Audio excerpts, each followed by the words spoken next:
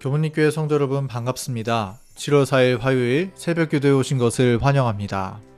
오늘 하루도 하나님의 영광을 위해서 하나님께서 기뻐하시는 일에 우리의 삶을 바치는 귀한 하루 보내게 되기를 간절히 바랍니다. 이제 기도하겠습니다. 하늘에 계신 하나님 아버지, 오늘 이 새벽을 열어주시고 다시금 주님의 말씀을 묵상하기 위해서 나오게 하시니 감사합니다. 시간 우리의 눈을 열어주셔서 우리를 향하신 하나님의 뜻이 무엇인지 발견하고 그 뜻을 따라 순종하는 삶을 살 수 있도록 인도하여 주시옵소서. 예수님의 이름으로 기도드립니다. 아멘.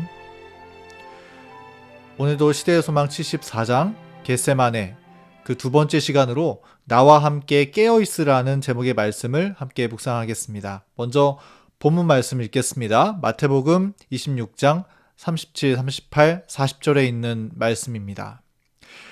베드로와 세베대의 두 아들을 데리고 가실새 고민하고 슬퍼하사 이에 말씀하시되 내 마음이 심히 고민하여 죽게 되었으니 너희는 여기 머물러 나와 함께 깨어있으라 하시고 40절입니다.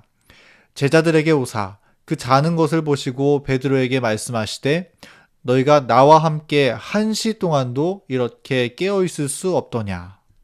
예수님께서 깊은 고뇌로 인해 괴로워하시면서 겟세마네 동산에 들어가실 때 우리 주님은 주님의 사랑하시는 세 제자들 야고보와 베드로 그리고 요한과 함께 동산에 들어가셨습니다. 그리고 주님은 그들에게 말씀하시기를 여기 머물러 나와 함께 깨어있으라 그렇게 말씀하셨습니다. 우리 시대의 소망의 말씀에 나와 있는 것처럼 예수님께서 지금까지 다른 사람의 중보자로서 서 계셨지만 이제 주님은 제자들을 불러서 그분을 위해 중보 기도를 해달라고 요청하셨던 것입니다. 그만큼 주님은 깊은 죄의 무게의 중함과 두려움 가운데 혼신의 힘을 다해 씨름하고 계셨던 것이죠. 예수님의 세 제자들은 이런 절박한 상황 속에서 주님을 위해 기도하고 또 주님을 위로하도록 부르심을 받았습니다. 그리고 주님께서 기도하러 가셨다가 돌아온 사이에 이 세 제자들은 무엇을 하고 있었나요? 우리가 잘 아는 것처럼 이 세 제자들은 졸음을 이기지 못하고 잠에 빠져 있었다고 성경은 말하고 있습니다. 이 세 제자들은 예수님과 함께 겟세마네 동산으로 걸어가면서 주님께서 너무나 깊은 고뇌에 잠겨있는 그러한 모습을 보았습니다. 우리 주님은 슬픈 얼굴을 가지고 계셨고 비틀거리는 발걸음으로 동산을 향해 들어가고 계셨습니다. 이런 예수님을 보면서 제자들은 주님께서 평소와 같지 않다는 것을 느꼈습니다. 그리고 그들이 할 수 있는 대로 주님을 위로하고자 했었고 또 그런 마음으로 기도하기를 시작했던 것입니다. 그러나 그들의 기도가 시작되었을 때 그들은 쏟아져 오는 졸음을 이기지 못했습니다. 마가복음 14장 40절의 말씀에 보면 예수님께서 다시 오사 보신즉 저희가 자니 이는 저희 눈이 심히 피곤함이라 저희가 예수께 무엇으로 대답할 줄을 알지 못하더라.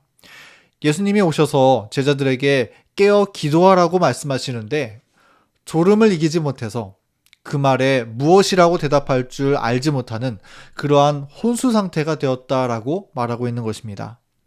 항상 성실하게 영혼들을 살피고 주님 앞으로 데려왔었던 야고보도 그리고 다 주를 버릴지라도 나는 그렇게 하지 않겠습니다 라고 고백했었던 제자 베드로도 그리고 심지어 예수님의 품에 의지하던 사랑하는 제자 요한까지도 그 시간에 졸음을 이기지 못하고 잠에 빠져 있었던 것입니다. 예수님께서 십자가를 앞두고 계시던 가장 큰 위기의 순간에 그들은 깨어있지 못함으로써 주님께 위로를 전해드리지 못했던 것이죠. 이에 예수님께서는 마음은 원이로되 육신이 약하도다 말씀하시면서 다시금 깨어 기도하라고 요청하셨습니다. 자, 그런데 우리가 영감의 말씀을 읽어보면 이 졸고 있는 제자들의 모습은 우리랑 상관없는 이야기가 아니라는 사실을 발견할 수 있습니다. 다음 말씀을 한번 읽어볼까요? 우리 복음 성경 주석에 보면 마태복음 26장에 겟세마네 동산에서 졸고 있던 제자들의 모습은 졸고 있는 교회의 상태를 나타낸다고 오늘날 교회에 빗대어 적용하고 있는 것입니다. 그 내용을 한번 읽어보겠습니다. 잠자는 이 제자들의 모습에서 그는 잠자는 교회의 모습을 보신다. 그들이 마땅히 깨어 있어야 할 때 잠들어 있다. 그러니까 마땅히 깨어 있어야 할 때 졸고 있었던 제자들의 모습처럼 오늘날 교회도 마땅히 깨어 있어야 할 때에 졸고 있는 상태에 놓여져 있다라고 말씀하고 있는 것입니다.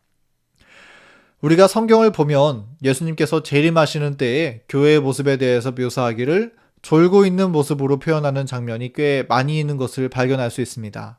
예를 들어 마태복음 25장의 열 처녀의 비유에 보면 신랑을 기다리던 처녀들 가운데 심지어 슬기로운 처녀들까지도 다 졸며 잘세, 다 졸고 있더라고 기록하고 있고요. 또 요한계시록의 7교회 예언 가운데 마지막 시대 교회, 오늘날 이 남은 교회를 표상하고 있는 라오디게아 교회도 차지도 아니하고 덥지도 아니하다. 즉 영적인 혼수 상태에 빠져 있는 모습으로 묘사된 것을 우리는 볼 수 있습니다. 주님께 위로가 되어 드렸어야 했지만 졸음을 이기지 못하고 잠들어 있던 예수님의 세 제자들, 그리고 깨어 있어서 복음의 깃발을 높이 들어 올려야 마땅했지만 삶의 염려와 여러 가지 이유들로 인해서 깨어 기도하기를 게을리했었던 마지막 교회의 모습. 우리는 이런 말씀을 살펴보면서 이런 모습이 혹 우리들의 모습은 아니었는지, 혹 나의 모습은 아니었는지, 그래서 주님께서 우리를 찾으실 때 주님께 기쁨이 되어드리지 못하고 있지는 않았는지 이 시간 되돌아보게 되는 것 같습니다. 성도 여러분, 혹 우리가 육신의 연약함 때문에, 혹 기도의 부족함 때문에 졸며 자고 있었을지라도 지금은 잠에서 깨어나야 할 때가 되었습니다. 지금 세상은 마지막을 향해서 빠른 속도로 달려가고 있습니다. 그리고 성경의 예언들도 이제 거의 마지막 국면을 향해서 나아가고 있습니다. 이 땅에 재림하시는 신랑 되시는 예수님의 발자국 소리가 조금씩 가까이 다가오고 있음을 우리는 피부로 느끼며 살아가고 있습니다. 이러한 때에 우리는 이제 깨어 있음으로, 근신함으로 영적 졸음을 몰아내고 다시금 깨어 하늘을 바라보고 기도하기를 멈추지 말아야 한다는 사실을 우리가 기억하고 그렇게 깨어있게 되기를 간절히 바랍니다. 데살로니가전서 5장 6절의 말씀입니다. 우리는 다른 이들과 같이 자지 말고 오직 깨어 근신할지니라. 또 요한계시록 16장 15절 말씀은 보라 내가 도적같이 오리니 누구든지 깨어 옷을 지켜 벌거벗고 다니지 아니하며 자기의 부끄러움을 보이지 아니하는 자가 복이 있도다. 지금 주님은 깨어있는 사람들을 찾고 계십니다.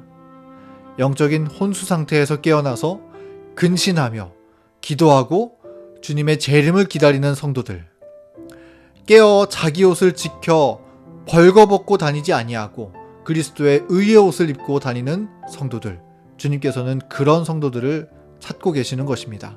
마치 겟세마네 동산에서 주님께서 이 세 제자들을 향해서 깨어있기를 기대하셨던 것처럼 주님은 우리들에게도 그렇게 깨어있기를 기대하고 계시는 것입니다.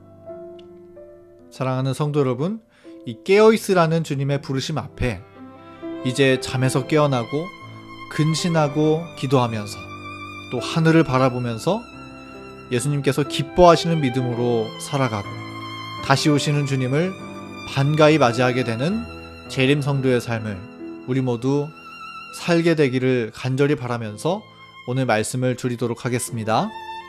이제 기도하겠습니다.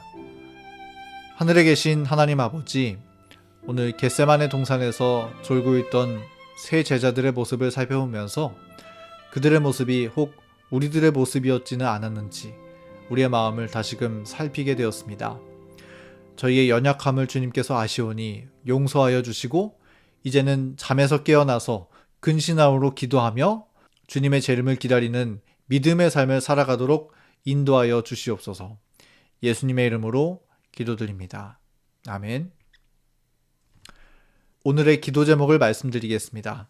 첫 번째는 교회의 환우들을 위해서 기도해 주시고요. 두 번째는 오늘 화요일 예배가 있습니다. 화요일 예배의 회복과 부흥을 위하여 기도해 주시고요. 세 번째는 개인의 기도 제목을 위하여, 네 번째는 교문리교회 다음 세대, 어린이들과 학생들, 청년들을 위해서 이 시간 함께 음악이 마칠 때까지 기도하는 시간 갖겠습니다.